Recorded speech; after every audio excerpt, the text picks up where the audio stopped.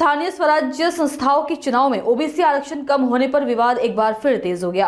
राष्ट्रीय ओबीसी महासंघ ने राज्य चुनाव आयोग के खिलाफ कल हाईकोर्ट में नई याचिका दाखिल करने का फैसला किया है। हाईकोर्ट के निर्देशों के बाद राज्य चुनाव आयोग ने कल ओबीसी महासंघ को स्पष्टीकरण दिया, लेकिन महासंघ के अध्यक्ष डॉक्टर बबनराव तायवाडे ने आयोग के स्पष्टीकरण को हास्यास्पद और अस्वीकार्य बताया है। हे बघा की कसं आहे, 24 ऑक्टोबर आता 2025 रोजी स्थानिक स्वराज्य संस्थांच्या निवडणुका घेण्याबाबत राज्य मागासवर्गीय आयोगाने जे आदेश निर्गमित केले होते त्यामधील नागपूर म्हणजे महाराष्ट्रातील सर्वच महानगरपालिकांच्या निवडणुकीच्या बाबतीत निवडणुकीमध्ये आरक्षणाचं कॅल्क्युलेशन कशा प्रकारे करायचं आणि निवडणुकाचा काय प्रोग्राम राहील याबद्दल आदेश देताना त्यांनी एससी, एसटी, ओबीसी आणि महिला या 4 प्रवर्गापैकी एससी, एसटी आणि महिलांना वेगळा न्याय आणि ओबीसीला वेगळा न्याय दिलेला आहे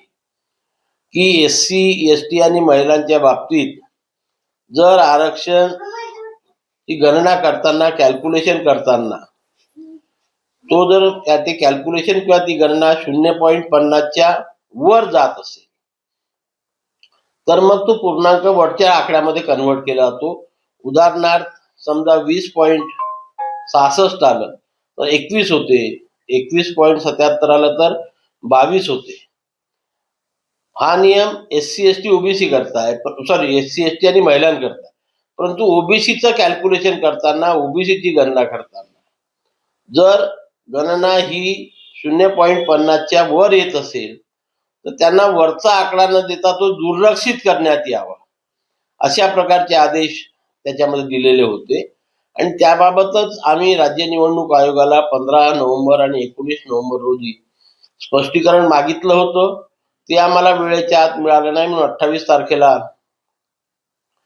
आम्ही हायकोर्टामध्ये याचिका दाखल केली आणि हायकोर्टाने पुन्हा निवडणूक आयोगाला निर्देश दिले की 2 तारखेच्या आत यांचं निवेदन जे आहे त्याच्यावरती आपण आपला निर्णय कळवावा।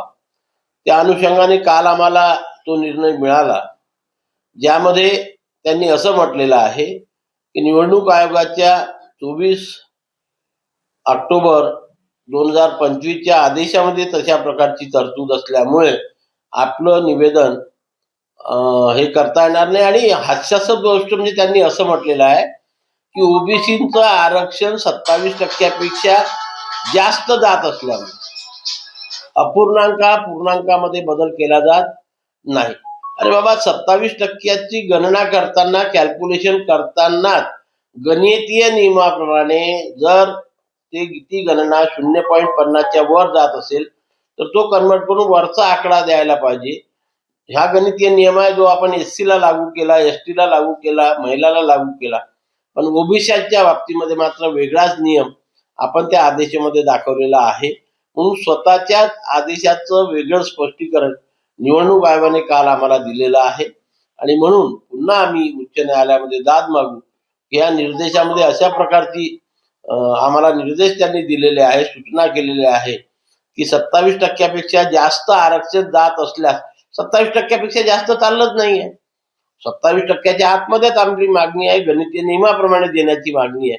आणि म्हणून पुन्हा आम्ही उच्च न्यायालयामध्ये दाद मागून ही जी निवडणूक आयोगाने चूक केलेली आहे ती दुरुस्त करण्याचे निर्देश देण्याकरता आम्ही उच्च न्यायालयाला विनंती करणार आहोत।